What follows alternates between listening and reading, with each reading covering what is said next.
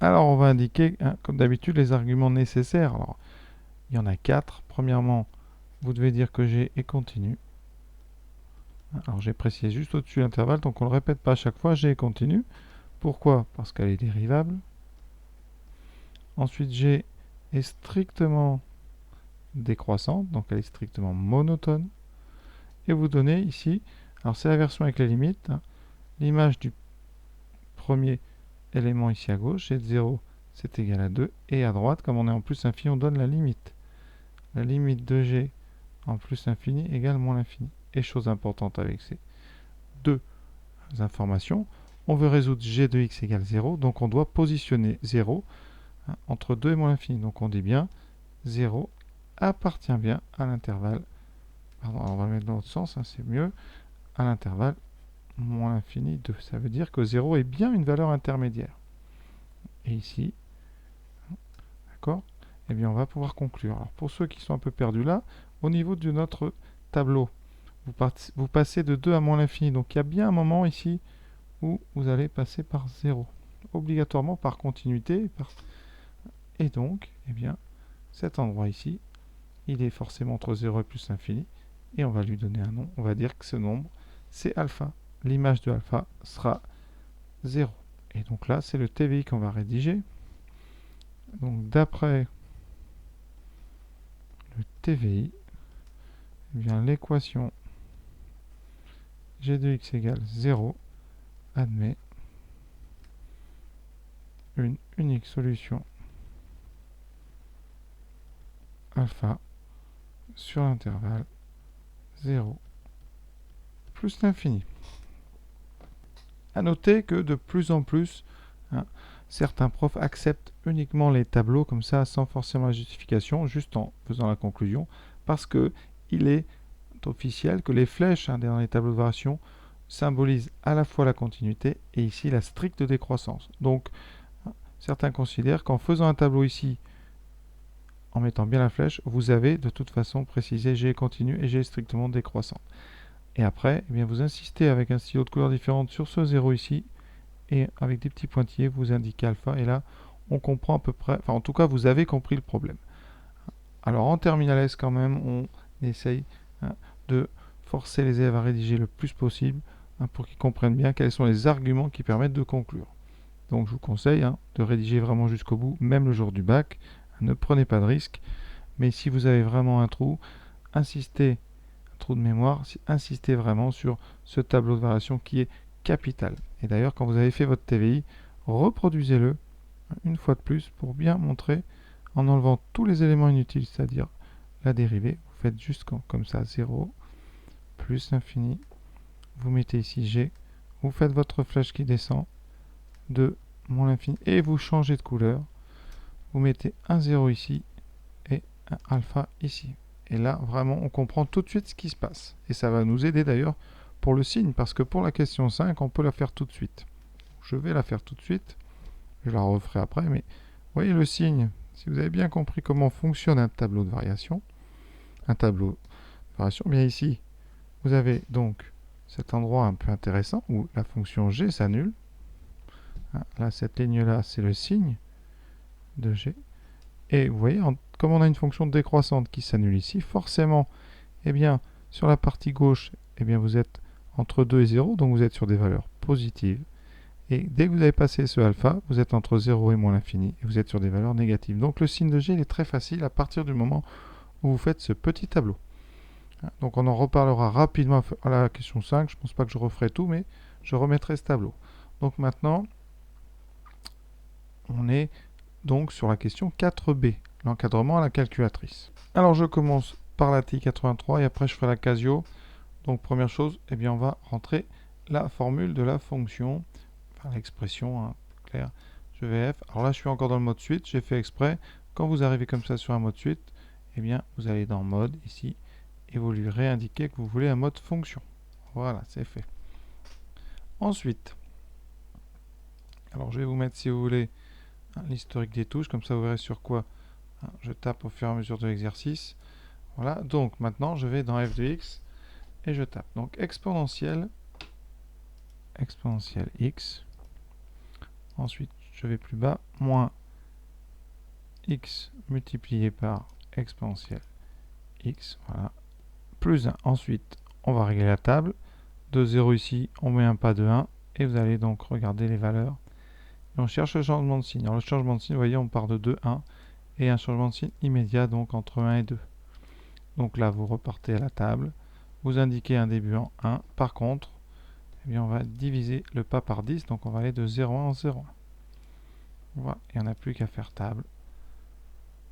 Voilà, et on regarde quand est-ce qu'il y a changement. Vous voyez, c'est entre 1,2 et 1,3.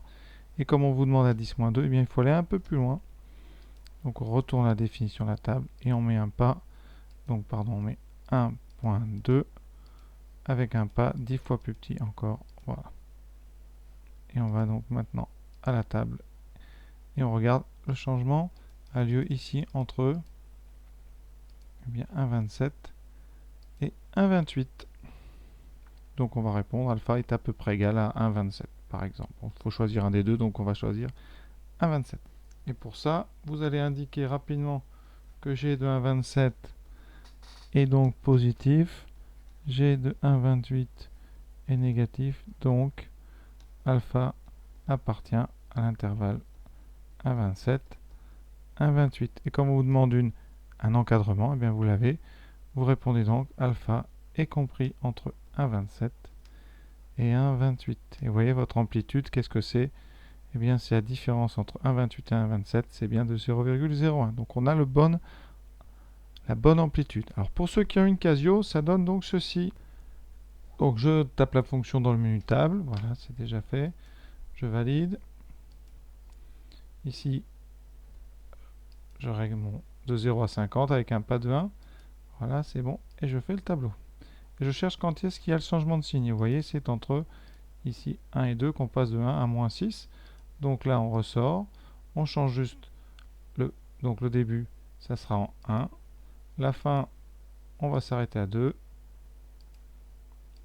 Et ensuite, le pas, eh bien, on va mettre 0.1. Voilà, on refait la table. Maintenant, ça change de signe entre 1,2 et 1,3. On ressort. On change le réglage. On va de 1,2 jusqu'à 1,3. Mais avec un pas de 0,01. Pas 10 fois plus petit. Voilà, et on a fini, vous allez voir. Mais ça, je pense que la plupart d'entre vous, vous savez le faire. Et ça change en 1,27. Entre 1,27 et 1,28. Donc exactement comme sur la Texas, c'est parfait. Alors la question c'est un petit peu difficile, mais vous allez voir, au niveau des calculs, il n'y a rien. On vous demande de démontrer que E de alpha c'est 1 sur alpha moins 1. Seule chose, eh bien, qu'est-ce que c'est que alpha? Vous vous rappelez, alpha, c'est la solution de g de x égale 0. Eh bien ça implique eh bien, que quand on calcule g de alpha, on trouve 0. Et g de alpha, c'est d'après g E de alpha moins alpha E de alpha plus 1. Et ça doit être égal à 0. Et donc, on va essayer avec ça d'arriver à E de alpha égale quelque chose. Donc, on va eh bien, essayer de regrouper ces alpha ensemble. On va faire une petite factorisation par E de alpha qui donne 1 moins alpha. Le plus 1, on va l'enlever par une soustraction. Il reste donc égal à moins 1. Et on va diviser par 1 moins alpha, puisqu'alpha est différent de 1, on l'a montré. D'où, eh bien, E de alpha, c'est moins 1 divisé par 1 moins alpha. Et donc, on va multiplier le haut et le bas par moins 1. Ou on va passer ce moins 1 en bas, comme vous voulez, ça revient au même. Les moins 1 ont la faculté de pouvoir changer d'étage. Donc, vous pouvez le mettre en bas. Et quand vous le mettez en bas, eh bien, vous en déduisez que E de alpha est égal à 1 sur moins 1 plus alpha, c'est-à-dire 1 sur alpha moins 1. C'est ce qu'il fallait démontrer. Donc, on écrit CQFD. Il nous reste la cinquième question que j'ai déjà traitée, mais je vais quand même répéter pour ceux qui avaient sauté ces questions pour arriver directement au signe. Alors pour justifier le signe, on va éviter les phrases. Moi je vous conseille de reproduire le tableau de variation de la fonction g en enlevant la dérivée. Vous mettez que les variations, ici avec le 2, le moins l'infini.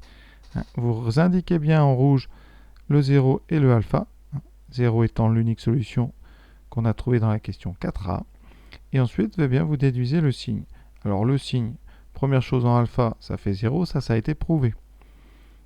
Et donc vous avez une fonction qui est décroissante, strictement, et vous avez une annulation ici en alpha. Mais conséquence, avant alpha, eh bien la fonction est positive et après la fonction sera négative. Alors si eux qui aiment rédiger, vous pouvez dire tout simplement que sur 0 alpha, eh bien g est décroissante